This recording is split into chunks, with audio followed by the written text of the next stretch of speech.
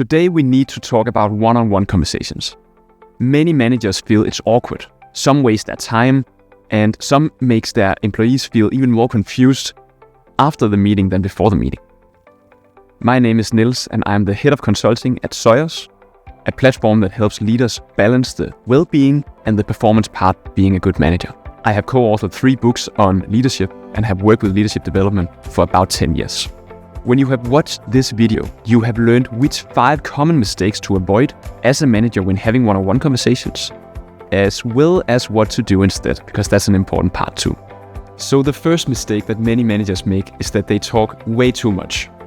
You might start the conversation by asking, "So how's it going?" And then they say something about how it's going, and then that reminds you of something you have experienced recently that you then end up going on and on about for a while. The employee most likely doesn't really care about that. They expect that the conversation is about them, not about you.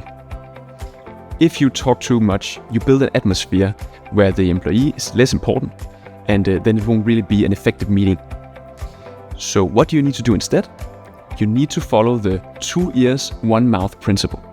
Listen twice as much as you talk. And that means if the meeting is 60 minutes, then you're actually only going to be talking for 20 minutes overall, and then let the employee speak for 40 minutes. So let them finish their sentences. Accept the silences that happens once in a while. Those silent periods might be the ones where the most important thoughts take place. So the second mistake that you might make as a manager is that you think you have to have all the answers. Historically, the leader had to make all the decisions and have all the answers.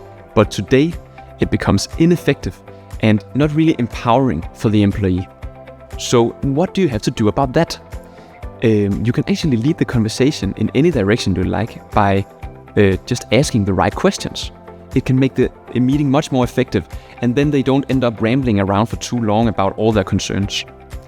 An example could be that you start the meeting by asking, is there something in particular you want to talk about today? And then they go into it, and maybe they actually start complaining a little bit, and then you're like, okay, all over again they start complaining.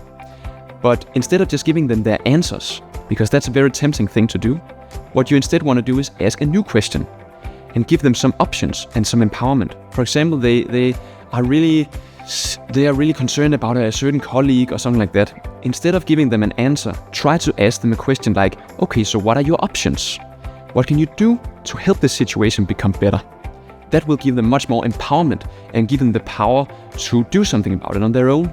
Because if you have the answer, it will be your answer forever.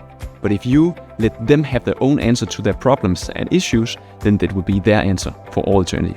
The third mistake that many managers make is that they assume that both you and the employee knows exactly what this meeting is all about. So I don't know how you do it in your organization, but in many organizations they have some sort of templates for how to go about one-on-one conversations, but you might not be as structured. And so the employee goes into the meeting feeling that they can talk about a lot about their feelings, for example, and you think it's a task check-in where you talk about their priorities and stuff like that. And if you have that assumption, that's a big mistake, because then you don't have psychological safety in the meeting. So what you need to do instead is that you need to set the scene for the employee about what is this conversation really about. This will follow Amy Edmondson, one of the leading scientists within psychological safety, her advice towards how you actually implement psychological safety in your team. One of her main rules or guidelines is that you need to set the scene. Let the employee know exactly what are the borders around this conversation. So then they know they can talk about their feelings if you set this scene, or if you don't want them to talk about their feelings for this one-on-one conversation, then you need to say that in the beginning.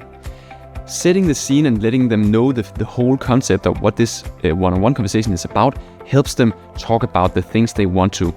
Otherwise, they are sitting there guessing the entire conversation about what it's really about, and that doesn't really work out.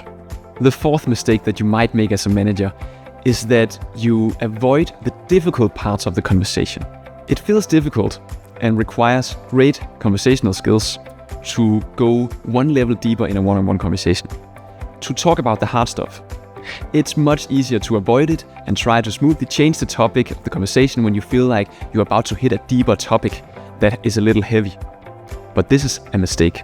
Avoiding the hard part sends a signal to the employee that you don't have the guts to talk about what really matters, why they really struggle to perform, or what they are actually worried about in their job. If you avoid these topics and don't allow vulnerability, then you might end up losing your employee, and you might end up not putting him in a setting where they can actually perform. The employee simply becomes less open because they can feel it miles away that you are trying to avoid the difficult parts of the conversation. If you don't have the courage to show some vulnerability towards your employee, why should they even show you any vulnerability? Why should they even tell you how they really feel and what the problem is? So instead of avoiding the difficult parts of the conversation, what you need to do is that you need to encourage the hard part by opening up yourself. Every time you can sense that they are about to open up to you, but they are hesitating a little bit because it can be scary, try to share a personal story yourself about a time when you struggled with something similar. And then let it rest a little bit with them and let them continue with their story and what they are worried about. Then when they start opening up more, you can ask more questions to get to the bottom of what this is really about. Of course, you don't need to go all in on their private life problems. You should find the balance there. Of course, if they want to open up to you, it's okay to talk about private life, but don't go all in on solving their problems in the private life, because some of those conversations, maybe they need to be with something else than their boss. But I would still say that opening up yourself and asking the right questions about the deeper stuff will dramatically improve the relationship with your employee. It might, of course, cost a little extra in the energy department, and this is not a natural thing to do for everybody. But try it out.